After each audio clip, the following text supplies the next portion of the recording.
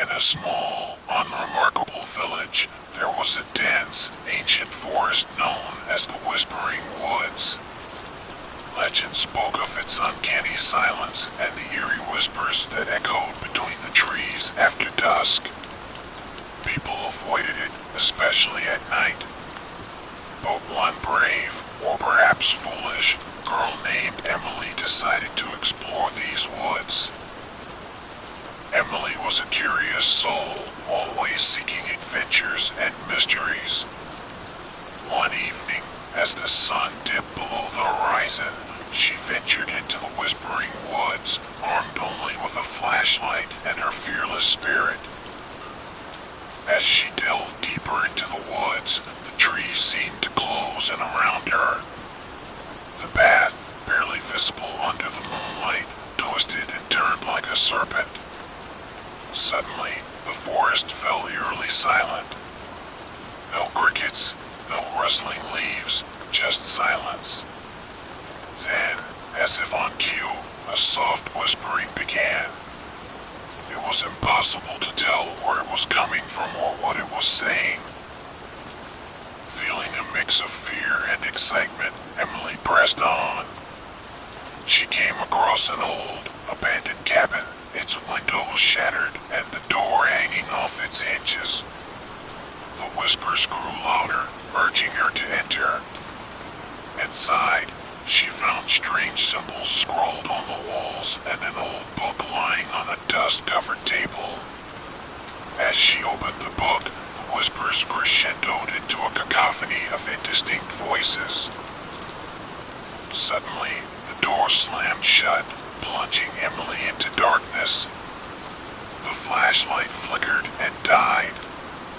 Panicking, she fumbled for her phone, but it was dead too.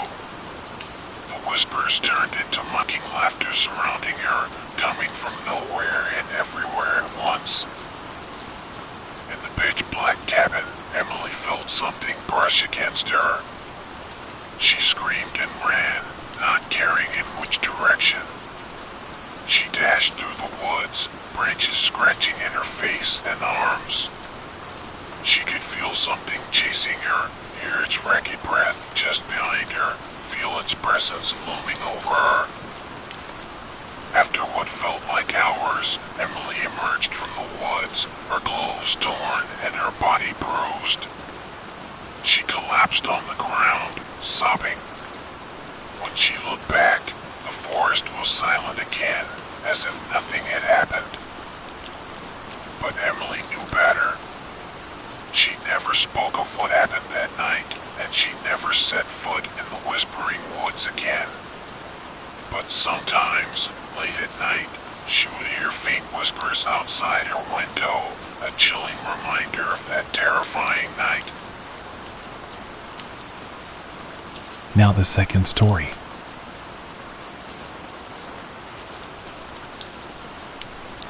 In a small, isolated village surrounded by dense, ancient woods, there lived a curious and brave boy named Lucas.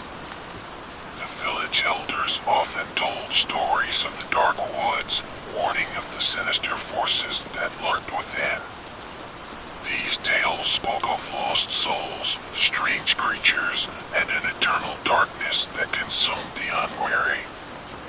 Lucas, however, was not deterred. He was drawn to the mystery and allure of the woods. One cold, foggy evening, Lucas, armed with nothing but a small lantern and his courage, ventured into the heart of the dark woods. The trees, twisted and gnarled, seemed to watch him, their branches clawing at the sky. A heavy silence hung in the air, broken only by the crunch of dead leaves under his feet. As Lucas wandered deeper, the forest grew darker, the light from his lantern barely piercing the thick fog that now enveloped him. He came upon an old, overgrown path, barely visible beneath the undergrowth. Compelled by an unseen force, he followed it. The path led him to a clearing where the remnants of an ancient ritual circle lay.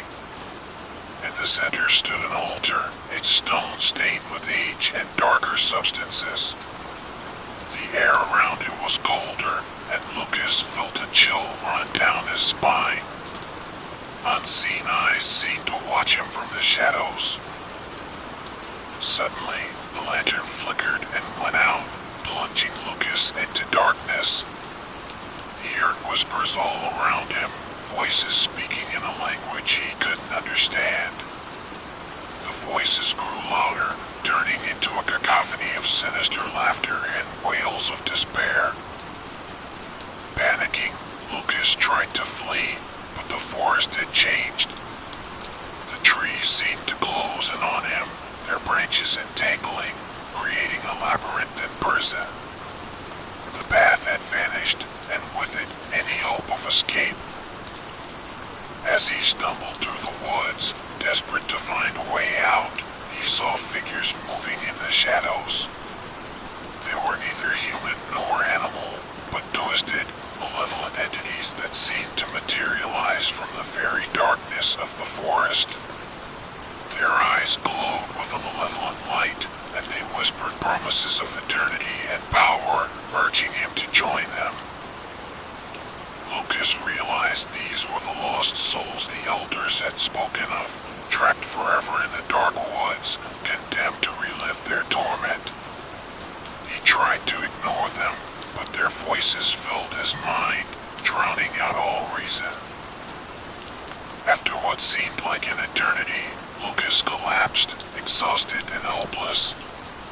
The entities circled around him, their whispers becoming a deafening roar. Just as they closed in, a faint light appeared in the distance. Summoning his last reserves of strength, Lucas ran towards the light. It grew brighter, guiding him out of the dark woods and back to the safety of the village. He emerged at dawn, his face pale and his eyes haunted. Lucas never spoke of what he saw in the dark woods, and he never ventured into them again. But at night, he would wake up to the sound of whispering outside his window, a chilling reminder of the darkness that lurked just beyond the safety of his home.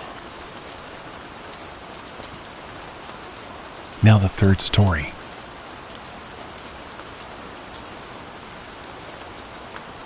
In a sleepy, secluded town, nestled between rolling hills and dense forests, there lived a little boy named Ethan. Ethan was a curious child with a wild imagination, often dreaming of adventures and mysteries hidden within the woods bordering his backyard. One gloomy afternoon, with the sky overcast and the wind whispering through the trees, Ethan decided to embark on an adventure. He told his mother he was exploring the backyard, but his true aim was the woods, a place his parents had always warned him about. As Ethan ventured into the forest, the trees seemed to loom over him, their branches intertwining like gnarled fingers above. The further he walked, the more he felt an unsettling stillness enveloping him. The playful chirps of birds and rustling of small animals were conspicuously absent, replaced by a heavy silence that seemed to press down on him. Ethan came across a narrow, winding path he had never seen before. It beckoned him, drawing him further away from the safety of his home. As he walked, he noticed strange symbols carved into the trees, their meanings unknown but deeply unsettling. The path led Ethan to a clearing where an old, decrepit house stood, its windows boarded up, its walls overgrown with ivy. An inexplicable chill ran down his spine as he approached. The air grew colder, and a dense fog began to roll in, obscuring his surroundings. Suddenly, Ethan heard a faint whisper.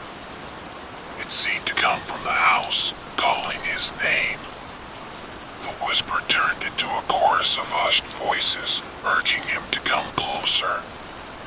Mesmerized, Ethan found himself walking towards the house, each step feeling heavier than the last. last.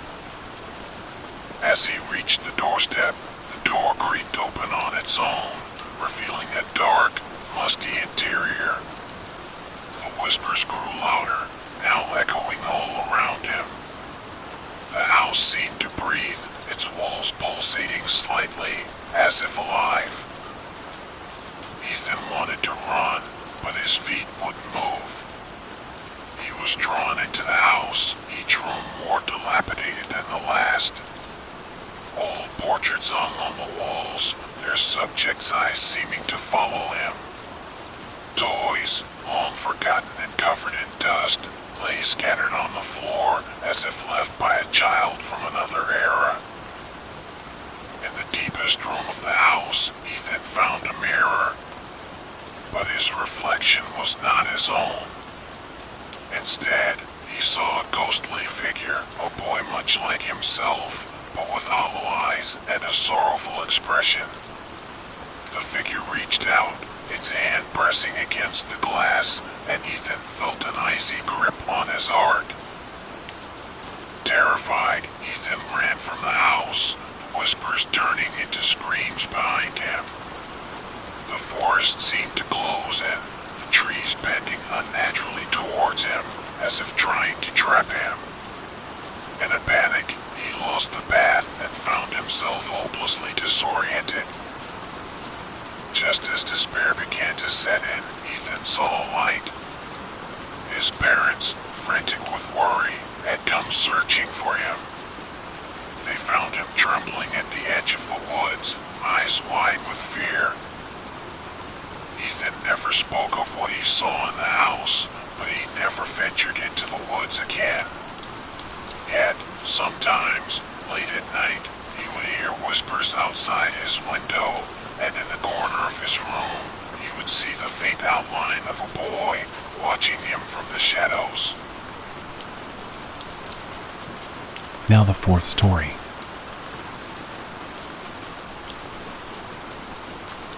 In the heart of a forgotten countryside, shrouded in legends and whispered fears, lay the Eldritch Forest. It was a place that locals spoke of in hushed tones, warning their children to never wander near its borders. Yet, for a young woman named Clara, the forest's infamous reputation only fueled her fascination. Clara was a fearless and inquisitive soul, with a thirst for the unknown that overshadowed any sense of caution. One autumn evening, under a crescent moon, she decided to explore the depths of Eldritch Forest, armed with nothing but a lantern and her unwavering curiosity. As Clara ventured deeper, the forest seemed to shift and change around her. The trees, gnarled and ancient, formed twisted shapes, and shadows danced in the corners of her eyes. An unnatural fog began to rise, swallowing the path behind her, making retreat impossible. The air grew colder, and a suffocating silence enveloped her. The usual sounds of wildlife were eerily absent. Instead, there were whispers, faint and unintelligible, as if the trees themselves were speaking in a forgotten language. Clara's heart raced, but she pressed on, drawn by an inexplicable force deeper into the heart of the forest. In a clearing, she found an old well, its stones covered in moss and strange, runic carvings. As she approached, the whispers grew louder, now echoing from the depths of the well. Against her better judgment, Clara peered inside. In the darkness below, she saw flickering lights, like the eyes of something watching her. Suddenly, a cold hand grasped her shoulder. She screamed and turned, but there was nothing there, only the dense, suffocating trees. Panicked, Clara ran, her lantern casting long, distorted shadows that seemed to chase her. As she fled, the forest came alive with nightmarish visions. Ghostly apparitions floated between the trees, their faces twisted in silent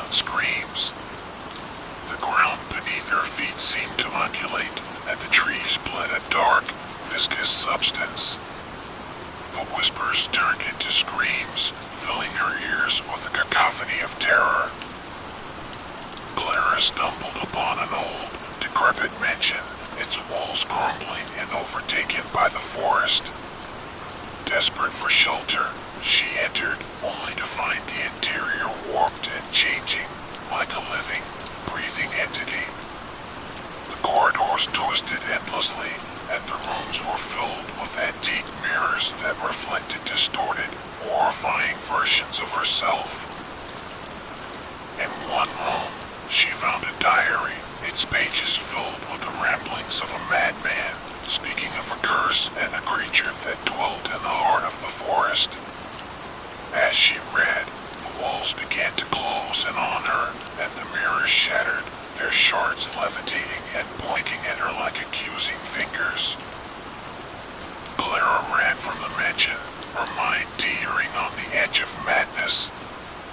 She found herself back at the well, where the whispers coalesced into a voice, offering her way out in exchange for something precious.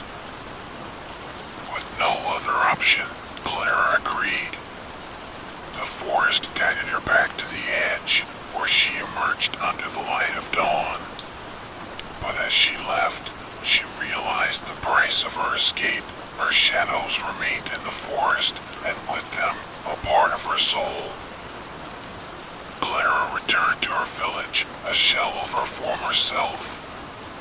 She never spoke of what happened in the eldritch forest, but at night, she would hear the whispers, and in the darkness of her room, she noticed the absence of her shadow, a constant reminder of the horrors that lurked within the forest.